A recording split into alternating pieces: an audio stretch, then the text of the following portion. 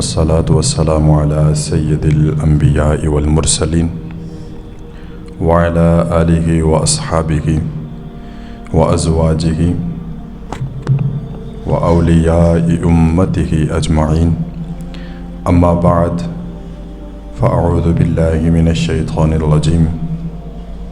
بسم الله الرحمن الرحيم.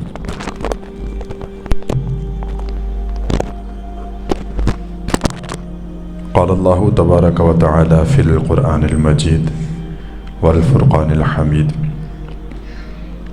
لن ينال الله لحومها ولا دماؤها ولكن يناله التقوى منكم. آمنت بالله صدق الله مولانا العظيم وبلغنا رسوله النبي الكريم المكين الحنين الرؤوف الرحيم، ونحن على ذلك لمن الشاهدين والشاكرين والحمد لله رب العالمين.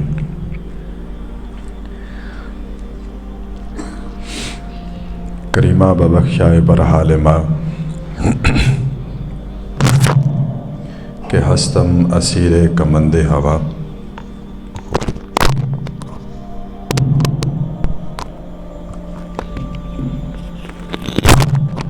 ندارم غیرست و فریاد رس، توی یا سیارہ خطا بخش و بس. نگہدار مارا زراہ خطا، خطا در گزارو ثوابم نما. بروز محشر کے جاں گداز بود، اولیں پرسش نماز بود. میری زندگی کا مقصد تیرے دین کی سرفرازی، میں اسی لیے مسلمہ، میں اسی لیے نمازی. اللہ جل شانہ کہ حمد و ثنا اور اس کی تعریفیں، جو خالق شجر و حجر ہے، جو خالق جن و بشر ہے، خالق بحر و بر ہے، اور اس کے بعد تمام تعریفیں کریمہ کا علیہ الصلاۃ والسلام کی، جن کے طفیل ہم سب کو دین اسلام ملا، جن کے طفیل ہم سب کو نماز ملی، رب کی پہچان ہوئی، اور قرآن مجید جیسی بابرکت کتاب ملی. معزز سامعین، ذی الحج کا مہینہ شروع ہے، اور یہ یادگار اسلاف ہے، بزرگوں کی یاد ہے، بڑوں کی یاد ہے، اور خاص کر حضرت سیدنا ابراہیم علیہ السلام کی پیاری سنت کو ادا کرنے کا مہینہ ہے. تمام احباب جن کو اللہ رب العزت نے اپنی رحمت سے مالا مال فرمایا، وہ حسب توفیق اللہ کے فضل و کرم سے حضرت سیدنا ابراہیم علیہ السلام کی پیاری سنت کو ادا کریں گے.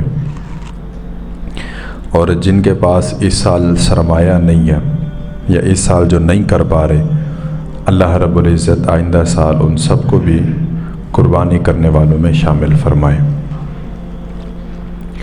قربانی ایک عظیم عمل ہے جس کو حضور پاک علیہ الصلاۃ والسلام نے ہر سال ادا فرمایا. قربانی ایک ایسا عمل ہے کہ جس کو رب تعالیٰ بہت پسند فرماتا ہے.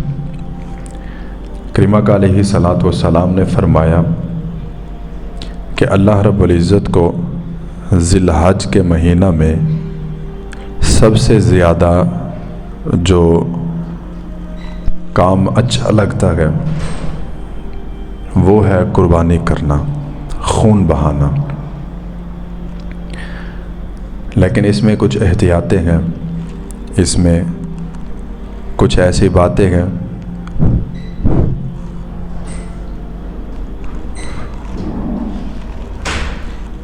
کہ جن کو ہم سب نے ملحوظ خاطر رکھنا ہے کہ ہماری ایک چھوٹی سی غلطی ہماری قربانی کو ضائع کر سکتی ہے.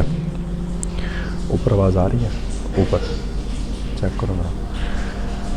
ہماری چھوٹی سی غلطی ہماری نیکیوں کو ضائع کر سکتی ہے۔ اس میں کوشش فرمانی ہے کہ دکھلاوے سے خود کو پاک رکھنا ہے، کوشش کرنی ہے کہ قربانی صرف اور صرف اللہ رب العزت کی خوشنودی حاصل کرنے کے لیے ہو۔ قربانی صرف اور صرف جو ہے حضرت سیدنا ابراہیم علیہ السلام کی سنت کو ادا کرنے کے لیے ہو، کیونکہ رب تعالیٰ قرآن مجید میں ارشاد فرماتا ہے لن ینال اللہ لحومها ولا دماؤها ولکن ینالہ التقوی منکم۔ اللہ تعالیٰ فرماتا ہے قرآن مجید میں کہ میرے پاس نہ ہی قربانی کا گوشت پہنچتا ہے، نہ ہی اس کا خون پہنچتا ہے، تو اللہ رب العزت فرماتا ہے میرے پاس صرف اور صرف قربانی کرنے والوں کا تقوی پہنچتا ہے۔ تقوی سے مراد نیت پہنچتی ہے، تقوی سے مراد وہ لوگ کس انداز سے قربانی کر رہے ہیں، ان کے اعمال اور ان کی نیتیں، یہ چیزیں جو ہیں وہ رب تعالیٰ کی بارگاہ میں پہنچتی ہیں۔ اب ہماری قربانیاں جو ہیں وہ ان چیزوں سے خالی ہوتی جا رہی ہیں، مطلب جو بھی احباب قربانی کرتے ہیں یا تو ان کی نیت ہوتی ہے کہ یار اگر میں نے قربانی نہیں کی تو محلے والے کہیں گے کہ اس کے پاس مال و دولت تھی، اس کے پاس پیسے تھے، سرمایہ کار بندہ ہے، لیکن پھر بھی قربانی نہیں کر رہا۔ تو کچھ لوگ لوگوں کی باتوں سے بچنے کے لیے قربانی کر رہے ہوتے ہیں، اور کچھ لوگ اس تگ و دو میں ہوتے ہیں کہ یار میرے ساتھ والے نے قربانی کے لیے جو جانور لیا ہے، اگر میں نے اس سے تھوڑا ہلکا جانور لیا یا تھوڑا چھوٹا جانور لیا تو لوگ میرے بارے میں باتیں کریں گے۔ تو جب اس طرح کی سوچ آ جائے یا اس طرح کی بات آ جائے تو ایسی قربانی قبول نہیں ہوتی، کیونکہ اللہ تعالیٰ فرماتا ہے جانور کا گوشت اور اس کا خون میرے پاس نہیں پہنچتا، اللہ کے پاس ہماری نیتیں پہنچتی ہیں، ہمارے اعمال پہنچتے ہیں۔ اور کوشش کرنی ہے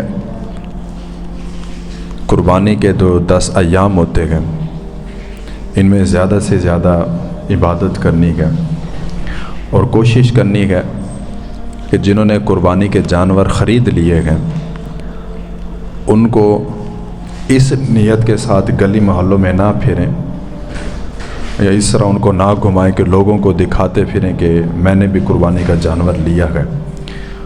اور میں نے یہ باتیں بھی بارہا سنی ہے، کچھ لوگ جو ہے وہ آپس میں گفتگو کر رہے ہوتے ہیں کہ یار میں نے قربانی کا جانور لیا، تو نے لیا یا نہیں لیا۔ تو اس چیز سے بھی بزرگان دین نے منع فرمایا کہ تم کسی سے سوال نہیں کر سکتے، تم کسی سے پوچھ نہیں سکتے کہ تم نے قربانی کا جانور خریدا یا تم نے قربانی کرنی یا نہیں کرنی، کیونکہ یہ اللہ اور اس کے بندے کا معاملہ ہوتا ہے۔ جس کو اللہ نے توفیق دی ہے وہ شکر ادا کرے، اور جو اس سال رہ گئے وہ دعا کریں کہ اللہ رب العزت آئندہ سال ان کو قربانی کرنے کی توفیق دے۔ پھر صحابہ کرام نے پوچھا کہ یا رسول اللہ، جن کے پاس مال و دولت ہے، جن کے پاس سرمایہ ہے، جو صاحب حیثیت ہے، وہ تو قربانی کر کے اللہ رب العزت کے محبوب بندوں میں شامل ہو جائیں گے، تو جن کے پاس مال و دولت نہیں ہے لیکن وہ قربانی کرنے کی خواہش رکھتے ہیں، وہ کہتے ہیں کہ ہم نے قربانی کرنی لیکن کچھ حالات کی وجہ سے وہ قربانی نہیں کر پا رہے، پھر ان کے لیے کیا حکم ہے؟ تو کریم آقا علیہ الصلوۃ والسلام نے فرمایا کہ جو بندہ ذی الحج کے 10 دنوں میں اپنے بال نہ کاٹے، ناخن نہ کاٹے، تو اللہ رب العزت اس کو قربانی کرنے جتنا ثواب عطا فرماتا ہے۔ اور جو بندہ ان 10 دنوں میں جتنا زیادہ عبادت کرتا ہے، رب تعالیٰ اس کو اتنا زیادہ نیکیاں عطا فرماتا ہے۔ قربانی ایک عظیم شیوا ہے، ایک یادگار ہے، اور قربانی صرف جانور کو قربان کرنے کا نام نہیں، قربانی اللہ کی رضا کو حاصل کرنے کا نام ہے۔ قربانی میں جتنا بھی احباب شریک ہوتے ہیں، ان کے قربانی کے جو جانور ہوتے ہیں اس کے بارے میں کریمہ کا علیہ الصلاۃ والسلام نے فرمایا کہ جانور کے کھال کے اوپر، اس کے جسم کے اوپر جتنا بال ہوتے ہیں، اللہ رب العزت قربانی کرنے والوں کو ان بالوں کی مقدار کے برابر نیکیاں عطا فرماتا ہے، بشرطے کہ انسان کی نیت صاف ہو اور اس کا مقصد جو ہے وہ صرف اور صرف رب تعالیٰ کی رضا حاصل کرنا ہو۔ تو تمام احباب نے کوشش کرنی ہے کہ جنہوں نے قربانی کرنی ہے وہ اپنے آپ کو دکھلاوے سے، اپنے آپ کو دنیاوی چیزوں سے محفوظ رکھیں۔ اور یہ بھی ایک غلط رسم ہمارے معاشرے میں عروج پکڑتی جا رہی ہے کہ جس نے قربانی کرنی ہے وہ قربانی کے دن روزہ رکھے گا، صبح کی نماز پڑھی یا نہیں پڑھی روزہ رکھے گا، اور اس کے بعد جو ہے یہ ایک سسٹم ہوتا ہے ان کا، کوئی اس طرح کا رواج ہے، کوئی رسم ہے کہ وہ قربانی کا جانور ذبح کرنے کے بعد اس کی کلیجی یا کوئی اس طرح کی چیز کو نکال کے پہلے بنا کے روزہ افطار کرتے ہیں۔ تو ایسی باتوں کا یا ایسی رسم کا دین اسلام میں دور دور تک کوئی تصور نہیں ہے۔ ہاں یہ چیز ملتی ہے کہ عید کے دن کریمہ کا علیہ الصلاۃ والسلام عید گاہ کی طرف جاتے ہوئے میٹھی چیز کھا کر جاتے، اور یہ بھی ملتا ہے کہ کریمہ کا علیہ الصلاۃ والسلام عید والے دن کھانا کھاتے اور خود کو روکے رکھتے تب تک کہ قربانی کا جانور ذبح ہوتا، اس کا کھانا بنتا، پھر آپ تناول فرماتے، کیونکہ قرآن مجید میں ہے کہ روزہ جو ہے وہ صبح سے لے کر شام تک ہے۔ یہ صبح سے لے کر قربانی کے جانور کو ذبح کرنے تک کوئی روزہ نہیں ہوتا، کیونکہ اللہ رب العزت فرماتا ہے جس نے روزہ رکھا ہے ثم اتموا الصیام الی اللیل، کہ وہ اپنے روزے کو مکمل کرے رات تک، اس سے پہلے روزہ مکمل نہیں ہوتا۔ تو یہ بھی ایک غلط رواج ہے، غلط رسم ہے، اس کا دین اسلام میں کوئی تصور نہیں، اور ایسی چیز کو کرنا بھی نہیں چاہیے۔ جو کرتا ہے نہ اس کو کوئی ثواب ہے نہ کچھ، وہ صرف اپنے آپ کو تکلیف دے رہا ہے، کیونکہ کریمہ کا علیہ الصلاۃ والسلام نے فرمایا کہ عید کے دن روزہ رکھنا یہ شیطان کا کام ہے۔ عید کا دن جو ہے وہ خوشی کا دن ہوتا ہے، عید کا دن جو ہے وہ کھانے پینے کا دن ہوتا ہے، ایک دوسرے کو ملنے کا دن ہوتا ہے۔ تو اس دن روزے کے بارے میں کریمہ کا علیہ الصلاۃ والسلام نے فرمایا جو عید کے دن روزہ رکھے گویا کہ وہ ایسا کہ جیسے وہ شیطانی کام کر رہا ہے۔ تو عید والے دن کوئی کسی قسم کا روزہ نہیں ہوتا۔ کوشش کریں کہ ان چیزوں کو اپنے اندر سے ختم کریں۔ دوسری چیز جو ہے وہ یہ ہوتی ہے کہ جو فوج کی والا گھر ہوتا ہے جس میں فوج کی ہو جائے اور جو پہلی عید ہو تو وہ کہتے ہیں کہ یار یہ پہلی عید ہے، ابھی ادھر فوج کی ہوئی ہے، پہلی عید ہے، تو لوگ دور دور سے آتے ہیں ملنے کے لیے، اور مل کے جو ہے ایسی ایسی باتیں کرتے ہیں کہ جو فوت شدگان ہوتے ہیں، ان کے جو پیچھے لواحقین ہوتے ہیں، ان کو اذیت دیتے ہیں، ان کو رلاتے ہیں، ان کو یاد دلاتے ہیں۔ تو ان چیزوں سے بھی کریمہ کا علیہ الصلاۃ والسلام نے منع فرمایا۔ ایک واقعہ میں پڑھ رہا تھا، ایک صحابیہ ان کے بارے میں ہے کہ ان کا، میرے خیال سے اللہ تعالیٰ مجھے معاف فرمائے، میرے ذہن میں یہ بات نہیں آ رہی، لیکن اتنا ہے کہ ان کا کوئی فوت ہوا، ان کا شوہر تھا یا بھائی تھا غالباً، تو جب وہ فوت ہوا 3 دن کے بعد وہ اٹھی، کپڑے تبدیل کیے، اپنے آپ کو سنوارا اور لوگوں کے ساتھ گھل مل گئی۔ تو لوگوں نے پوچھا کہ تو اتنا جلدی تھی تمہیں، ابھی فوت کی ہوئی ہے، ابھی 3 دن پورے ہوئے ہیں، تو تم نے جو ہے نا ابھی سے جو ہے نا یہ حالت بنا لی ہے۔ تو وہ کہنے لگی میں لوگوں کو نہیں دیکھتی، میں معاشرے کو نہیں دیکھتی، میں یہ نہیں دیکھتی کہ لوگ کیا کہیں گے، میں نے دیکھنا ہے اپنے نبی کی شریعت کو، کیونکہ دین اسلام میں ہے کہ سوگ 3 دن سے زیادہ نہیں ہے۔ تو میں نے 3 دن سوگ کیا، اس کے بعد جو ہے میں نے ختم کر دیا۔ تو یہ چیز جو ہے یہ بڑی عجیب ہے اور بڑی حیران کن ہے اور بڑی تکلیف دہ ہے کہ جس کے گھر فوت کی ہوئی ہو لوگ اس کی تعزیت کرنے جا رہے ہیں عید والے دن، حالانکہ عید کا دن جو ہے وہ خوشی کا دن ہے۔ کوشش کرنی چاہیے کہ اس دن ان کو اس طرح کی باتیں کریں کہ وہ خوش ہوں، وہ اس غم کو بھلائیں، یہ نہیں کہ آپ اس طرح کی باتیں کریں اور ان کے غم کو تازہ کریں۔ چھوٹی عید ہے یا بڑی ہے، کوئی بھی عید ہے، عید کے دن غم نہیں کرنا چاہیے، کہ عید کا دن جو ہے وہ خوشی کا دن ہے۔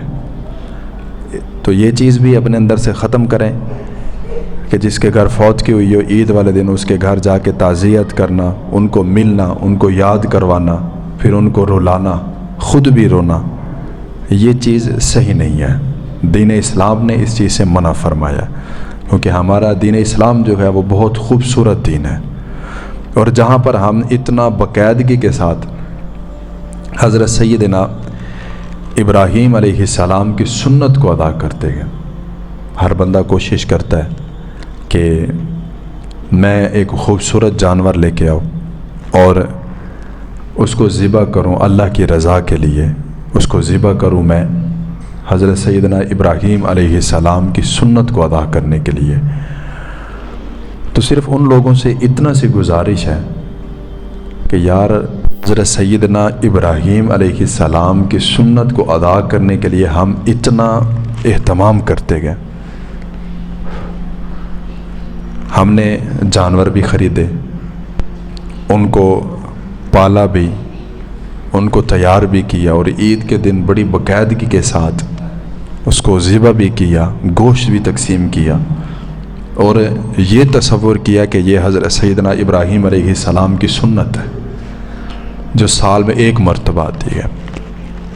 جہاں حضرت سیدنا ابراہیم علیہ السلام کی سنت کو ہم ادا کرتے گئے، وہاں پر ہمارے اوپر یہ چیز لازم بلکہ فرض اور فرض عین ہے کہ ہم نماز کی بھی پابندی کریں۔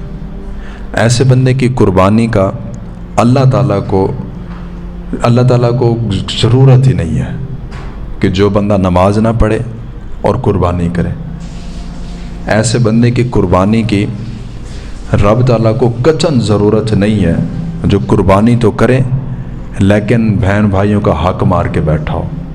ایسے بندے کی قربانی کا رب تعالیٰ کو کوئی ضرورت نہیں ہے جو قربانی تو کرے لیکن وہ اپنے بھائیوں کا حق مار کے بیٹھا ہو، ہمسایوں کا حق مار کے بیٹھا ہو، لوگوں کو تکلیف دیتا ہو۔ ایسی قربانی کا کوئی فائدہ نہیں، یا ایسی قربانی کہ بندہ اپنے بہن بھائیوں سے ناراض ہو، تکبر اور انا کی جنگ لڑ رہا ہو اور قربانی کر رہا ہو۔ بزرگوں نے فرمایا کہ جب قربانی کرنی ہے نا، قربانی صرف یہ نہیں کہ جانور کی گردن پر چھری چلانی ہے، بلکہ قربانی یہ ہے کہ جب آپ قربانی کا جانور ذبح کریں ساتھ اپنی انا کو بھی ذبح کریں، ساتھ لڑائی جھگڑوں کو بھی ذبح کریں، دشمنیوں کو بھی آپ ختم کریں۔ تو یہ اصل قربانی ہے۔ تو کوشش کرنی ہے کہ قربانی سے پہلے اگر آپ کے بہن بھائی ناراض ہیں تو آپ ان سے صلح کریں۔ اگر آپ نے کسی کا حق مارا ہوا ہے تو پہلے اس کا حق ادا کریں۔ اگر کوئی بندہ آپ سے پریشان ہے، تنگ ہے، تو پہلے آپ اس کو جا کے منائیں۔ یہ صرف لوگوں کو دکھانے کے لیے کہ جی میں نے قربانی کی ہے، میں نے اتنا بڑا جانور لیا، یہ کیا وہ کیا، یہ صرف اور صرف دکھلاوا رہ جائے گا۔ اگر تیرے اندر لوگوں کے لیے محبت نہیں ہے، اگر تیرے اندر جو ہے احساس نہیں ہے، تو پھر تیری قربانی کرنے کا کوئی فائدہ نہیں۔ اگر قربانی کرنی ہے نا تو پہلے اپنے آپ کو سیدھا کریں۔ ایسا نہ ہو کہ ہماری قربانیاں ہمارے منہ پہ مار دی جائیں، ایسا نہ ہو کہ ہماری قربانیاں جو ہے وہ صرف گوشت کھانے تک ہی رہ جائیں۔ اصل مقصد جو قربانی کرنے کا ہے وہ یہ ہے کہ ہم نے اپنی انا کو بھی ذبح کرنا ہے، ہم نے لڑائی جھگڑوں کو بھی ذبح کرنا ہے۔ اب حضرت سیدنا ابراہیم علیہ السلام کی یہ سنت جس کو ہم ادا کرتے گئے، آپ علیہ السلام کی اور بھی بہت ساری سنتیں گئیں جن کو ادا کرنا چاہیے۔ آپ ملنسار تھے، آپ مہمان نواز تھے، آپ لوگوں کو گھر بلا کے ان کو کھانا کھلاتے تھے۔ آپ کی یہ بھی عادت مبارکہ تھی کہ آپ اللہ کے نام پر جب بھی کچھ دینے کی باری آتی نا تو ہچکچاتے نہیں، بلکہ جی جان سے جتنا ہو سکتا تھا اللہ کے راستے میں خرچ کرتے۔ یہ بات بار بار آپ کو بتانے کا مقصد صرف اور صرف یہ ہے کہ ہمیں یہ باتیں یاد رہیں، ہمیں ان چیزوں کا اب پتہ ہونا چاہیے، ہم اس پہ عمل کریں۔ جب مسلمان، جب کوئی نمازی اللہ کے راستے میں خرچ کرنے کے لیے ہاتھ آگے بڑھاتا ہے تو کوشش یہ کرتا ہے کہ وہ چیز خرچ کرے جو اس کے کام کی نہیں ہے، وہ چیز دے جو اس کو فائدہ نہیں دے سکتی۔ ہم نے دیکھا اور ہمارا دل دکھتا ہے یہ چیز دیکھ کے کہ جب ہمارے بھائی جو گئے وہ مسجد کی خدمت کرتے گئے یا مدارس کی خدمت کرتے گئے تو وہ کیا کرتے گئے کہ وہ پیسے دے کے جاتے گئے جو چلنے کے قابل نہیں ہوتے کہ ہم مسجد کی خدمت کر رہے ہیں۔ ایسی چیزیں جو ہیں وہ دے کر جاتے ہیں جو ان کے اپنے استعمال کے لیے وہ مناسب ہی نہیں سمجھتے، بلکہ یہاں تک بھی ہے کہ اگر کوئی چیز خراب ہونے لگ جائے نا تو پھر کیا کرتے ہیں کہ وہ اللہ کے راستے میں خرچ کر دیتے ہیں۔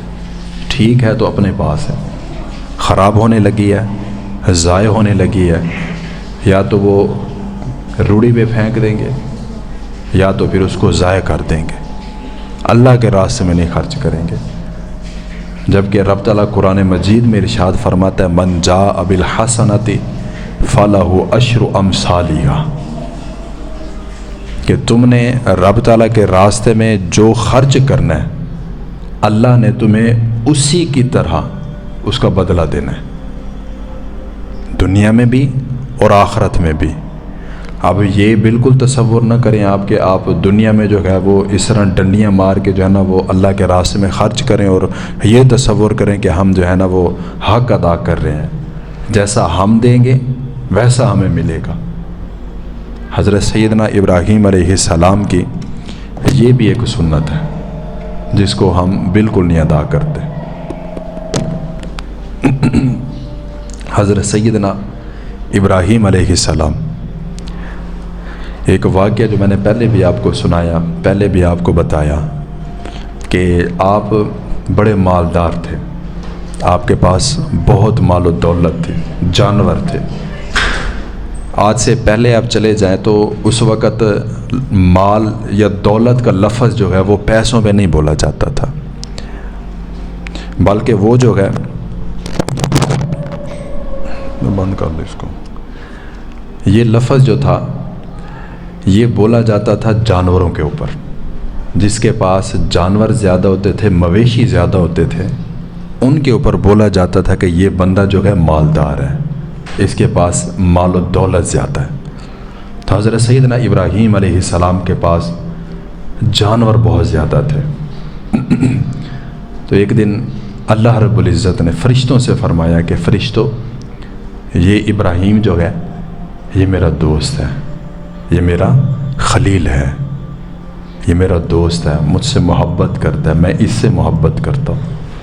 تو فرشتے کہنے لگے ہاں محبت کیوں نہ ہو، اس کے پاس مال و دولت جو زیادہ ہے اس لیے محبت ہے، جیسے آج ہماری ہے، جس کے پاس پیسہ ہے ہماری محبت اس کے ساتھ ہے، جس کے پاس پیسہ نہیں ہے چاہے وہ جتنا مرضی اچھا ہو ہمارے لیے اچھا نہیں ہے۔ جس کے پاس مال و دولت ہے، چاہے وہ دنیا جہان کا پاگل اور بیوقوف ترین انسان ہو، اس کی باتیں جو ہے وہ ہمارے لیے اقوال ذری ہوتی ہیں، اور جو اچھی باتیں کرتا ہو، سمجھدار ہو، پیاری گفتگو کرتا ہو، تو ان کی باتیں جو ہیں وہ ہمارے لیے ایسے ہوتے ہیں جیسے ردی ہو، بیکار۔ تو یہ بھی ہماری ایک فطرت ہے کہ جس کے پاس پیسہ ہے اس کو سلام ہے، جس کے پاس پیسہ نہیں اس کی بات سننے کے لیے بھی ہم تیار نہیں۔ تو فرشتوں نے کہا کہ باری تعالیٰ کیوں نہ، مال و دولت جو زیادہ ہے محبت تو ہوگی۔ تو رب تعالیٰ نے فرمایا میں نے ایسے نہیں دوست بنا لیا، آپ جا کے آزما لو، آپ جا کے دیکھ لو، آپ کو پتہ لگ جائے گا کہ میں نے دوست کیوں بنایا ہے۔ مال و دولت کی وجہ سے نہیں، وجہ کچھ اور ہے۔ تو رب تعالیٰ نے حکم دیا تو ایک فرشتہ انسانی شکل میں حضرت سیدنا ابراہیم علیہ السلام کے پاس ایک جھاڑی تھی، ادھر چھپ کے بیٹھ گیا۔ حضرت سیدنا ابراہیم علیہ السلام جانوروں کی حفاظت اور آپ کے ساتھ وہ آپ کے نوکر چاکر بھی، تو حضرت سیدنا ابراہیم علیہ السلام جانوروں کی رکھوالی کر رہے ہیں، دیکھ بھال کر رہے ہیں، تو ایک دم سے غائب سے رب تعالیٰ کے ذکر کی آواز آئی، اور اتنا خوبصورت آواز تھی، اتنا میٹھی آواز تھی کہ حضرت سیدنا ابراہیم علیہ السلام دم بخود ہو گئے، رک گئے ایک دفعہ، اور اپنے ساتھیوں کو بولا کہ یار ڈھونڈو تو صحیح، یہ کون بندہ ہے جو میرے رب کا نام اتنا خوبصورت انداز میں لے رہا ہے۔ تو جو آپ کے ساتھی تھے انہوں نے ڈھونڈا، ایک بندہ جھاڑیوں کے پیچھے چھپ کے رب تعالیٰ کا نام لے رہا تھا۔ تو حضرت سیدنا ابراہیم علیہ السلام کے پاس اس کو لے کر آئے۔ حضرت سیدنا ابراہیم علیہ السلام نے آگے سے اس کو فرمایا کہ یار اتنا خوبصورت انداز میں تو میرے دوست کا نام لے رہا ہے، ذرا مجھے دوبارہ سنا، میرے یار کا ذکر سنا۔ تو وہ کہنے لگا پہلے میں ذکر کر رہا تھا اپنی مرضی سے، اب مجھے آپ حکم دے رہے ہیں، اگر آپ نے ذکر سننا ہے تو آپ کو کچھ معاوضہ دینا پڑے گا، بدلے میں کچھ دینا پڑے گا، ایسے نہیں سناؤں گا۔ تو حضرت سیدنا ابراہیم علیہ السلام نے آگے سے فرمایا کیا لینا چاہو گے؟ تو اس نے کہا کہ یہ جتنا اونٹ کھڑے ہوئے یہ سارے کے سارے مجھے دے دیں، میں آپ کو ذکر سناتا ہوں۔ حضرت سیدنا ابراہیم علیہ السلام نے بغیر سوچے، بغیر توقف کیے سارے کے سارے اونٹ اس کو دے دیے، اور کہنے لگے مجھے میرے یار کی بات سنا، مجھے میرے یار کا ذکر سنا۔ اور یہ ایمان کی وہ عظیم مثال ہے، اگر ہم میں سے کسی کے اندر یہ پائی جائے تو سمجھ لیں کہ وہ رب کا ولی ہے، کہ جس کو رب کے نام سے محبت ہو، جس کو رب کے کلام سے محبت ہو، جس کو قرآن سے محبت ہو، جس کو قاری قرآن سے محبت ہو، جس کو رب کے گھر سے محبت ہو، رب کے گھر کی ہر ایک چیز سے محبت ہو، وہ ایمان کی عظیم جو ہے نا وہ مثال ہے۔ تو ایسے کہ انہوں نے کچھ دیر ذکر کیا پھر خاموش ہو گئے۔ حضرت سیدنا ابراہیم علیہ السلام نے دوبارہ کہا کہ یار رک گئے ہو، اور سناؤ۔ کہنے لگے جتنا آپ نے دیا اس میں اتنا ہی آتا ہے، اگر اور سننا ہے تو کچھ اور دینا پڑے گا۔ حضرت سیدنا ابراہیم علیہ السلام نے آگے سے فرمایا کہ جتنا یہ بھینسیں کھڑی ہوئی یہ ساری لے لیں۔ پھر انہوں نے تھوڑی دیر ذکر کیا، پھر خاموش، پھر بھینسیں لے لی، گائے لے لی، بکریاں لے لی، سب کچھ لے لیا اور ذکر سن رہے ہیں۔ آخر پہ جب ذکر ختم ہوا تو حضرت سیدنا ابراہیم علیہ السلام نے کہا کہ یار اور ذکر سنا، ابھی دل نہیں بھرا، ابھی اور ذکر سنا۔ تو وہ کہنے لگے اب تو آپ کے پاس کچھ ہے ہی نہیں، اب مجھے کیا دیں گے آپ، معاوضہ تو ہے ہی نہیں کچھ۔ تو حضرت سیدنا ابراہیم علیہ السلام نے آگے سے فرمایا کہ یار دینے کو تو کچھ نہیں ہے، اتنا زیادہ تیرے پاس مال آ گیا، اب جانور ہیں، ان کی دیکھ بھال کرنے کے لیے، ان کی حفاظت کرنے کے لیے، ان کو چارہ ڈالنے کے لیے کسی بندے کی بھی تو ضرورت پڑے گی نا۔ تو ایسا کر کے مجھے ان کی دیکھ بھال کے لیے اپنے پاس نوکر رکھ لے، میں ان کی خدمت کروں گا میں ان کو چارہ ڈالوں گا، میں ان کی حفاظت کروں گا، دیکھ بھال کروں گا، بدلے میں جو ہے تو مجھے میرے رب کا ذکر سناتے رہنا۔ جب بھی کھانا کھانے کی باری آئے گی، کھانے کا وقت ہوگا، مجھے کھانا بھی نہ دینا، اس کے بدلے میں بھی تو مجھے میرے یار کا ذکر سنانا۔ تو وہ جو انسانی شکل میں آیا فرشتہ تھا، پھر وہ ہاتھ باندھ کے کہنے لگا کہ میں رب تعالیٰ کی طرف سے آیا ہوا ایک فرشتہ ہوں، مجھے ان چیزوں کی ضرورت نہیں، ہم تو آپ کی آزمائش کے لیے آئے تھے۔ تو وہ فرشتہ جو تھا وہاں سے غائب ہو گیا۔ اب یہ جو ایک آپ کی پیاری ادا ہے، یہ بھی ہمارے لیے ایک آئیڈیل ہے کہ اگر رب تعالیٰ کے نام پہ کچھ دینے کی باری آئے نا، پھر پیچھے نہیں ہٹنا۔ جب رب تعالیٰ کا نام آ جائے تو سب سے پہلے کوشش یہ کریں کہ ہم کھڑے ہو۔ جب بھی اذان کی آواز ہے، کوشش کریں کہ سب سے پہلے ہم مسجد میں جائیں۔ جب بھی قرآن مجید کی تلاوت لگ رہی ہو، چل رہی ہو، تو سب کچھ چھوڑ کے اس کو سنیں، کیونکہ رب تعالیٰ فرماتا ہے کہ الا بذکر اللہ تطمئن القلوب، کہ تمہیں دنیا کی کسی بھی چیز میں اتنا سکون یا اطمینان نہیں ملنا دل کو جتنا رب تعالیٰ کے ذکر میں ملنا ہے۔